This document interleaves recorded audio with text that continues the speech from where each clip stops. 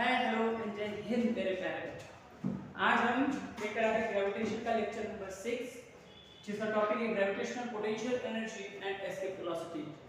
आज के ग्रेविटेशन का लास्ट लेक्चर होने वाला है। बस इसके बाद का जो हम एक लेक्चर शूट करेंगे वो होगा ग्रेविटेशन के सभी टाइप के न्यूमेरिकल्स। ठीक है, तो थ्योरी बेस्ड आज का लास्ट लेक्चर होगा, तो ध्यान से सुनो, कॉपी और पेन निकालो, अच्छे से नोट्स बनाओ। ठीक है, देखिए ग्रेविटेशनल पोटेंशियल एनर्जी और इसके वेलोसिटी मतलब क्या होता है। पहली बात तो पोटेंशियल एनर्जी आप सभी जानते हो, यार बचपन में पढ़ा होगा। पोटेंशियल एनर्जी का फॉर्मूला mgh होता है। तो पोटेंशियल एनर्जी क्या होती है, आप बोलोगे यार पोटेंशियल एनर्जी मतलब होता है फोर्स इनटू डिस्प्लेसमेंट। जैसे देखो एनर्जी मतलब वर्क डन, क्लास 9 में पढ़ा है ना, एनर्जी मींस वर्क डन, और वर्क डन का फॉर्मूला है फोर्स इनटू डिस्प्लेसमेंट। इस पर फोर्स कितना लग रहा है, तो mass into acceleration into displacement, ये पोटेंशियल एनर्जी। अब समझो हम वो लास्ट लेक्चर वाला example, last lecture means gravitation 05 free fall वाला लेक्चर, जिसने नहीं देखा तो डिस्क्रिप्शन में लिंक डाल देते, पहले वो लेक्चर देखे और फिर इस पर आए। ठीक है, वहां पे हमने एक एग्जांपल लिया था, जैसे कि ये पेन पकड़ा। ठीक, अभी इस पेन पर अर्थ ग्रेविटेशनल फोर्स लगा रही है, मतलब ये पेन अर्थ की तरफ अट्रैक्ट होना चाहिए, अर्थ की तरफ अट्रैक्ट होना चाहिए, पर मेरा हाथ भी इसके ऊपर अपवर्ड डायरेक्शन में एक फोर्स लगा रहा था जो एग्जैक्टली इक्वल था किसके, ग्रेविटेशनल फोर्स। यहाँ पे मेरे हाथ के ऊपर एक पेन रखा है, नीचे आ रहा है क्या, नहीं आ रहा। क्यों नहीं आ रहा, इसके ऊपर तो ग्रेविटेशनल फोर्स एक्सर्ट कर रहा है ना नीचे की ओर, फिर नीचे क्यों नहीं आ रहा, क्योंकि मेरा हाथ इसके ऊपर अपवर्ड डायरेक्शन में फोर्स लगा रहा है।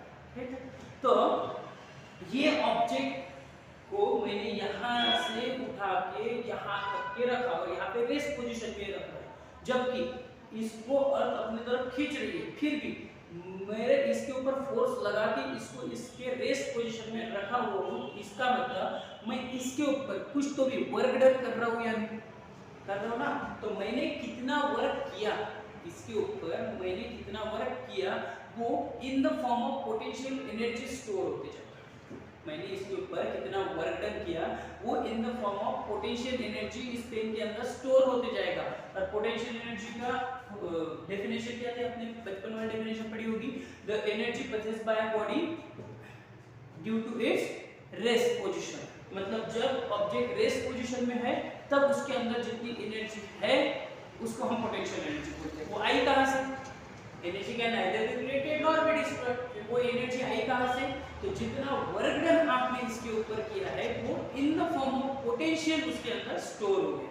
ठीक है, जैसे बचपन में वो खेला रबर वाला, ऐसे रबर दो उंगलियों पे फंसाते थे, ऐसे खींचते थे, वो कागज का गोला बना के और से मारते थे, खेला है ना, पट से लगता था। तो वो जो कागज का गोला वाला जो सिस्टम था उसमें जितना रबर आप जितना जोर से खींचते, जितना दूर तक खींचेंगे उतना वो रबर का वो जो कागज का गोला है वो आगे की ओर जाता था। ठीक है, मतलब जितना वर्क डन आपने उस रबर पर किया उतनी पोटेंशियल एनर्जी उस कागज के बॉल में समाई होगी और उतने ही पोटेंशियल एनर्जी का कन्वर्शन उतने ही काइनेटिक एनर्जी में होगा। मतलब जितना आप वर्क डन करते हो उतनी ही पोटेंशियल एनर्जी होती है। किसके against work done, against the gravitational force. Gravitational forces को नीचे खींचना, उसके अगेंस्ट आप इस पर वर्क डन लगा रहे हो, इस पर काम कर रहे हो, इसको रेस्ट में रखने का काम कर रहे हो, वही उसकी पोटेंशियल एनर्जी है। तो जैसे इस ऑब्जेक्ट को आपने यहाँ पे रखा है अर्थ के सरफेस पे, ठीक है, तो ये समथिंग हाइट पर है, h हाइट है, ठीक है, और इस पे एक्सीलरेशन लग रहा है g। तो यहाँ पर देखो हम क्या करते हैं, पोटेंशियल एनर्जी का फॉर्मूला m, एक्सीलरेशन g और डिस्प्लेसमेंट h। तो एक्चुअली ये पोटेंशियल एनर्जी का फॉर्मूला है mgh। क्या है, mgh। तो what about the gravitational potential energy. तो देखो एक बात समझो, अगर यही mgh फॉर्मूला में ग्रेविटेशन पे अप्लाई करूं तो समझो मैं यहाँ पर कोई ऑब्जेक्ट लेके खड़ा हूं, ठीक है, तो इसकी हाइट अभी h है, तो इस पॉइंट पर पोटेंशियल एनर्जी लगेगी mgh, ठीक है, तो h1 समझ लो। अगर ऐसा मैं थोड़ा सा एक बिल्डिंग ले लूं, इतनी ऊंची बिल्डिंग है, और यहाँ पर उस बॉल को लेकर खड़ा हूं, तो यहाँ पर इसकी जो पोटेंशियल एनर्जी रहेगी वो mgh2। मुझे पहले एक बात बताओ, यहाँ पर ज्यादा होगी कि यहाँ पर ज्यादा होगी। जितनी हाइट कम तो पोटेंशियल एनर्जी भी कम, हाइट ज्यादा तो पोटेंशियल एनर्जी ज्यादा।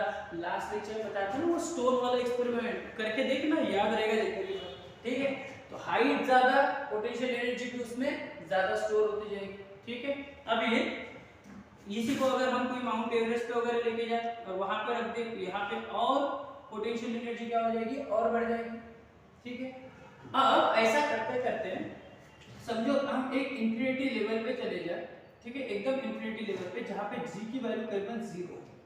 ठीक है, इंफिनिटी लेवल पे जहाँ पे एक्सेलरेशन ड्यू टू ग्रेविटी की वैल्यू एकदम 0 है, जब हम देखते हैं कि 35,780 किलोमीटर के ऊपर 0.025 ग्रेविटी की वैल्यू होती है, तो ऊपर जाते समय ग्रेविटी की वैल्यू क्या होती जाती है, कम कम होती जाती है। हमने ग्रेविटेशन के lecture number 3 acceleration due to gravity में इसको पढ़ा है, तो आप वहां जाके उसे भी देख लो। सीरीज देखो लेक्चर ना सीरीज से देखो, पहले 01 02 03 आप अगर ऐसे डालोगे gravitation 06 conceptual physics bye Sumer sir, तो आपको पूरे ऐसे सीरीज लेक्चर्स आ जाएंगे। वैसे सीरीज से देखो, नोट्स बना, तब पढ़ने का मजा आएगा। ठीक है, ऐसे 2 मिनट 3 मिनट के गैप में कुछ नहीं होता है। ठीक है ना, चलिए तो इंफिनिटी पॉइंट पर g की वैल्यू क्या होती है, 0। अब इसका अगर मुझे एक बात बताओ, g की वैल्यू 0 होगी तो पोटेंशियल एनर्जी क्या होगी, जिसका फार्मूला है mgh, g 0 तो पोटेंशियल एनर्जी भी 0।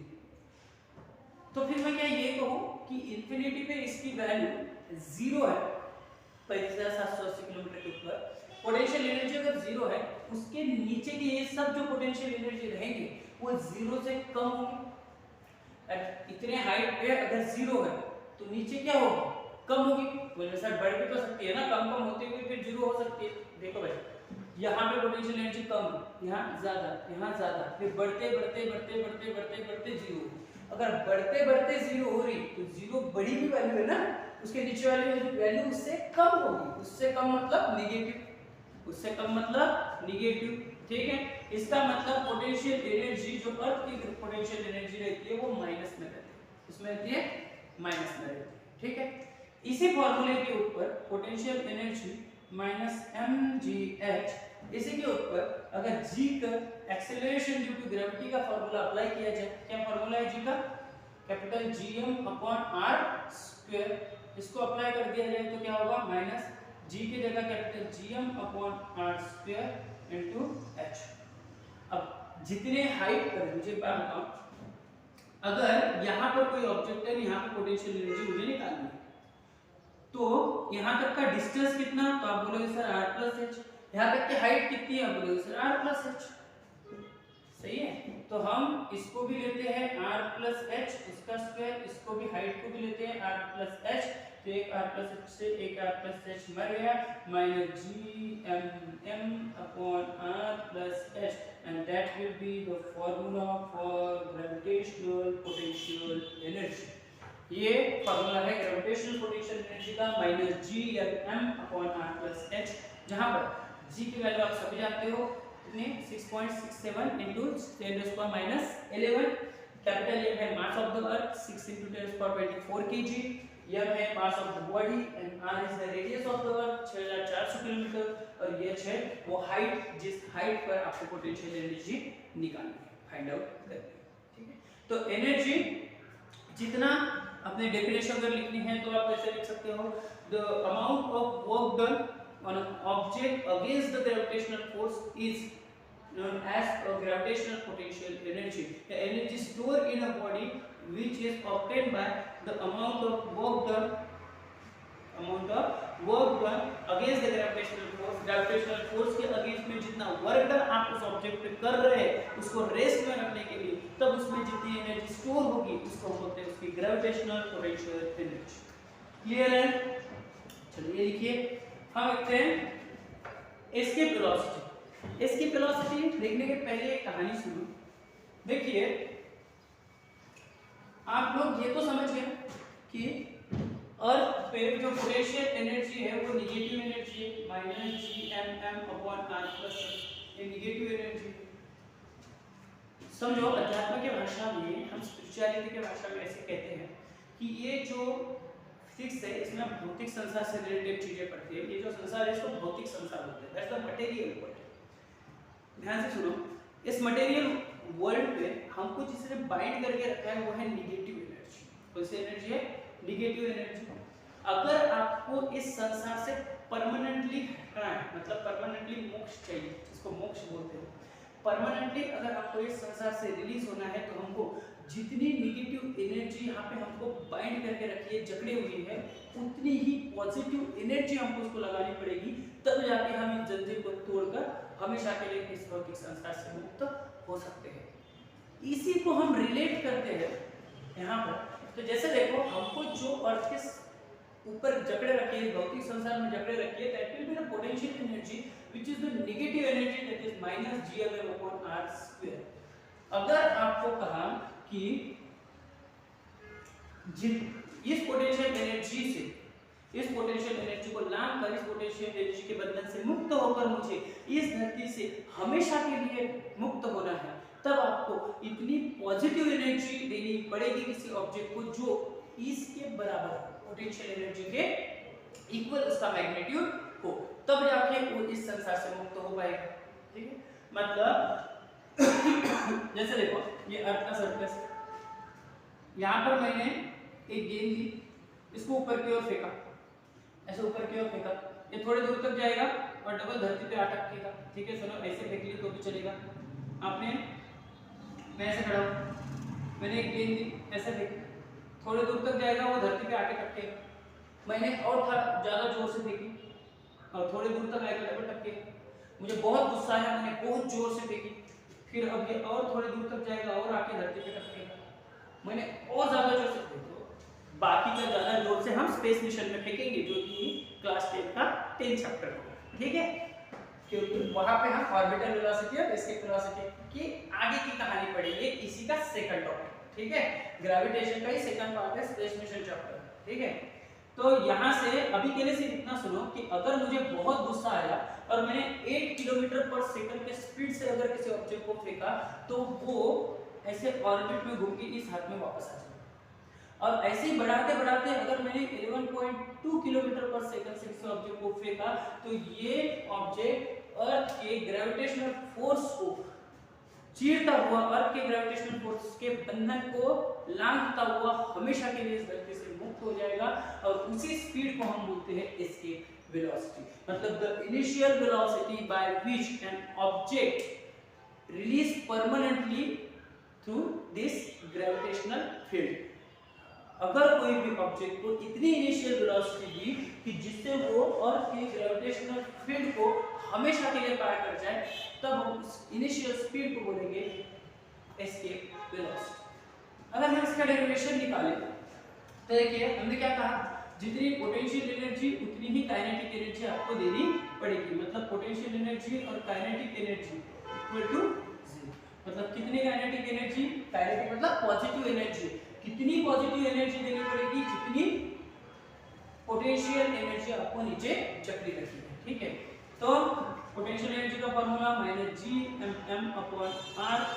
+ h प्लस काइनेटिक एनर्जी का half mv² is equal to 0। ये आता है half mv², this is nothing but the escape velocity. इसको इधर भेजो तो क्या आएगा, कैपिटल gmm/r + h। अगर अर्थ के सरफेस पर से हम फेंक रहे हैं, समझो अर्थ के सरफेस पर से अगर कोई ऑब्जेक्ट को हम फेंक रहे हैं, तो वहां पे r+ न लेते हुए हम डायरेक्ट r ले सकते हैं, क्योंकि यार r मतलब ये डिस्टेंस होता है ना, अब हाइट तो है ही नहीं।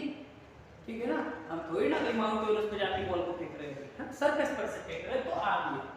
अब देखो, एस्केप वेलोसिटी स्क्वायर 2 इधर गया, ट्वाइस कैपिटल gmm/r, ये m गया डिवाइड में, तो m से m मर गया, तो escape velocity is nothing but the under root twice gm/r।